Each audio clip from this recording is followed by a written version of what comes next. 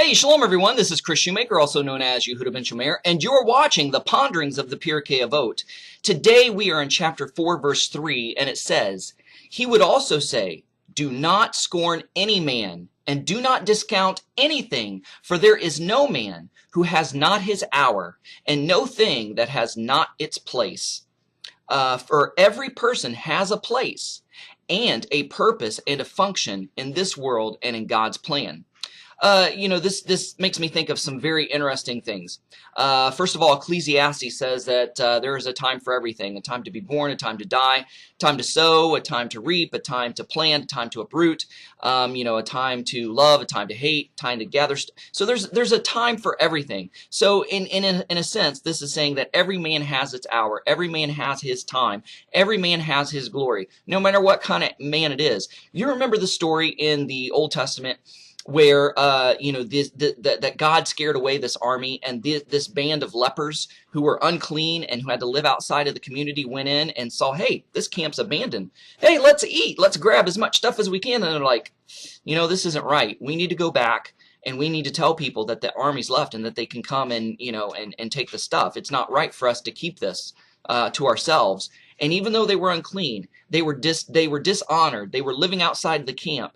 People didn't think that they were worth anything or amounted to anything, and they went in anyways and told, and they had their moment of glory. They were almost, in a sense, praised as heroes because they told the people that the army had fled and that everything there in the camp was free for the taking. So every man has its hour.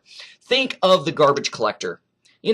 He's not like a guy that you would probably invite for your next social event, right? You just think of a dirty old jumpsuit that smells like rotten fish and eggs and garbage and rotten stuff, and you just think of some, unkempt, bearded, bald guy or whatever just collecting trash early in the morning. You never hear him, you never see him, but your trash is always gone. But what happens when the garbage man goes on strike?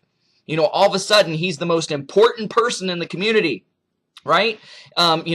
He's the type of guy that you want to shun because he deals with the unseemingly, the gross, nasty, smelly things of society. And you're like, oh, well, he's lower than me because he collects garbage and I'm the CEO of a company. But yet, without his job, without the work he does, our society would be in utter chaos and ruin, and we would be living in disease, filth, and pestilence. So, he has a purpose, and he keeps our community clean. So if the garbage man goes on strike, all of a sudden he's noticed. All of a sudden he's the greatest guy in the world, the coolest guy. You want his attention, right? And then when he comes and he goes off strike, gets what he needs, gets what he deserves for his service, and he takes the garbage away, hooray! All of a sudden he's a hero and he's the best guy in the world because he took away what we couldn't take away. He had the power to remove what we couldn't, And I think of the words of the Apostle Paul, Rav Shaul, in 1 Corinthians 12 through 27, which talks about the body and how, we have different parts of the body, but all the body parts work together for one purpose, and that's to move us about, to move ourselves about, to accomplish things and to get things done. But yet there's some parts of our body that are praised more than others. Oh, that person's got gorgeous eyes, or wow, that person's very beautiful, or wow, look how strong his biceps are, or his arms are. Nobody thinks of the little toe. Usually people think feet are gross. Even if you look at supermodels and look at advertisements, even if they're in their underwear, or even if they're in a swimsuit, most likely they're going to have shoes on, or their feet are going to be covered, or you're not going to see their feet up at all. Most people don't think feet are beautiful, but yet chop off your big toe and see how hard it is to keep your balance. Chop off your big toe, see how hard it is to walk and to function in life. That little small member of the body is very important. And that's the thing that the Apostle Paul was trying to say. Rav Shaul was just trying to say everybody's important. Everybody has a position. Everybody has a place. Everybody has a function. And so don't put somebody down because they have a lower status or station or job or position in life, or that you perceive as lower than you. So we think of the shamus of the synagogue, or the janitor of the church. They are the servant. They are the caretaker of that religious facility.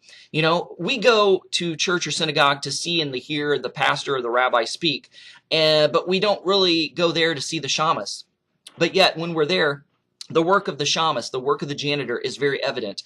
The floors are swept, The toilets are clean. It smells nice. It looks nice. There's no dust. Everything is in its proper place. Everything looks pristine and beautiful.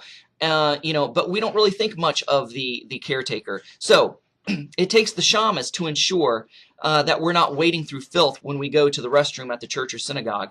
It may seem like a lowly or dirty job, but somebody has to do it. And it's usually a faithful shamus behind the scenes. So everybody's job is important. Don't put somebody down because they may have a job that you don't think is important or attractive or that you think is lower than you. Just always know that other people's jobs and places in life are important, and praise them for the work they do. Thank them for the work they do. Thank the guy who carries out your groceries or pumps your gas if you're still in a place that does that. Just thank these people because they probably get ripped and roared for things that aren't even their fault, but they get the brunt of it because they're in the public eye, because they're the cashier, or whatever. So anyway, guys, thanks for watching. Shalom and Shavua Tov.